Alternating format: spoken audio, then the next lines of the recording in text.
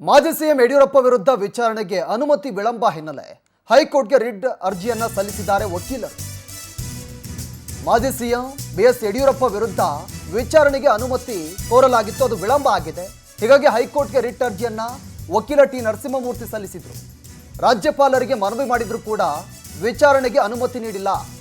ಭ್ರಷ್ಟಾಚಾರ ತಡೆ ಕಾಯ್ದೆ ವಿಚಾರಣೆಗೆ ಅನುಮತಿಯನ್ನು ಕೊಟ್ಟಿಲ್ಲ. ಯಾಕೆ ವಿಳಂಬ? ಮಾಜಿ ಸಿಎಂ ಬಿಎಸ್ ಯಡಿಯೂರಪ್ಪ ವಿರುದ್ಧ ಇನ್ನೂ ಕೂಡ ವಿಚಾರಣೆ ನಡೆದಿಲ್ಲ.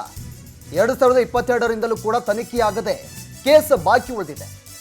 ರಿಟ್ ಅರ್ಜಿ ಬೆನ್ನಲ್ಲೇ ಹೈಕೋರ್ಟ್ ನ್ಯಾಯಾಧೀಶರಿಂದ ಈಗ ನೋಟಿಸ್ ಅನ್ನು ಜಾರಿ ಮಾಡಿರೋದು. ರಾಜ್ಯಪಾಲ ಕಚೇರಿ ಲೋಕಾಯುಕ್ತಕ್ಕೆ ಹೈಕೋರ್ಟ್ ನೋಟಿಸ್ ಅನ್ನು ಕೊಟ್ಟಿದೆ. ವಿಚಾರಣೆ ಜುಲೈ 14ಕ್ಕೆ ಮುಂದೂಡಿ ಹೈಕೋರ್ಟ್ ಈ ಒಂದು ನೋಟಿಸ್ ಅನ್ನು ಇಶ್ಯೂ ಮಾಡಿರೋದು. ನೋಡಿ, ಈ ಕೇಸು ಏನಿದು ಕೇಸ್ ಅಂತ ನಾವು ನೋಡ್ತಾ ಹೋದಾಗ, ದೇವನಹಳ್ಳಿ ಬಳಿ ಸೆಸ್ ಸೆಂಟರ್ ಫಾರ್ ಎಜುಕೇಷನ್ ಅಂತ, ಅಲ್ಲಿ ಸೋಷಿಯಲ್ ಸ್ಟಡೀಸ್ ವಿವಿಗೆ 116 ಎಕರೆ ಜಾಗ ಬೇಕು ಅಂತ ಸರ್ಕಾರಕ್ಕೆ ಹೇಳಿದರು. ಅದಾದ ಬಳಿಕ 2021ರಲ್ಲಿ BSY ಅವರು ಏನು ಅವರ ಸರ್ಕಾರ ಇತ್ತಲ್ಲ, ಆ ಸಂದರ್ಭದಲ್ಲಿ 116 ಎಕರೆ ಜಾಗವನ್ನು ವಿತರಣೆ ಮಾಡಿದರು, 50 ಕೋಟಿಯನ್ನು ಕೊಟ್ಟು.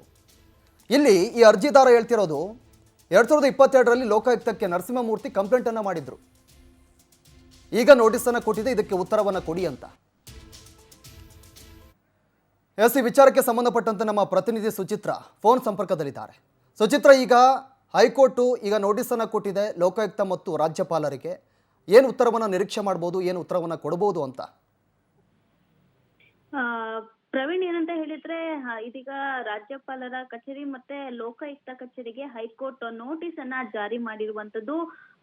ಈ ಒಂದು ನೋಟಿಸ್ ಅನ್ನ ಯಾವ ಕಾರಣಕ್ಕೆ ಜಾರಿ ಮಾಡಿದ್ದಾರೆ ಅನ್ನೋದನ್ನ ನೋಡೋದಾದ್ರೆ, ದೇವನಹಳ್ಳಿ ಬಳಿ cess centre for education and social studies university ಇರುತ್ತೆ. ಆ ಒಂದು ಸಂದರ್ಭದಲ್ಲಿ 2021ರಲ್ಲಿ ಯಡಿಯೂರಪ್ಪ ಸರ್ಕಾರ ಏನು ಯೂನಿವರ್ಸಿಟಿಗೆ ಅಂತ ಹೇಳಿ 116 ಎಕರೆಯನ್ನ ಜಾಗ ನೀಡಿರುತ್ತೆ. ಅಂದ್ರೆ ಅಲ್ಲಿನ ದೇವನಹಳ್ಳಿ ರೈತರ ಬಳಿ ಇದ್ದಂತಹ ಅಷ್ಟು ಭೂಮಿಯನ್ನ ಸರ್ಕಾರ ಖರೀದಿ ಮಾಡಿ KIADB ವಶಪಡಿಸಿಕೊಂಡಿರ್ತದೆ. ಆ ನಂತರದಲ್ಲಿ 116 ಎಕರೆಯನ್ನ ಈ ಒಂದು ಯೂನಿವರ್ಸಿಟಿಗೆ ಕೊಟ್ಟಿರ್ತದೆ. ಅದನ್ನು ಎಷ್ಟು ಕೋಟಿ ರೂಪಾಯಿ ಕೊಟ್ಟಿರ್ತಾರೆ ಅಂದ್ರೆ ಕೇವಲ 50 ಕೋಟಿ ರೂಪಾಯಿಗೆ ಮಾತ್ರ ಈ ಒಂದು ಜಾಗವನ್ನ ಸರ್ಕಾರ ನೀಡಿರುತ್ತೆ.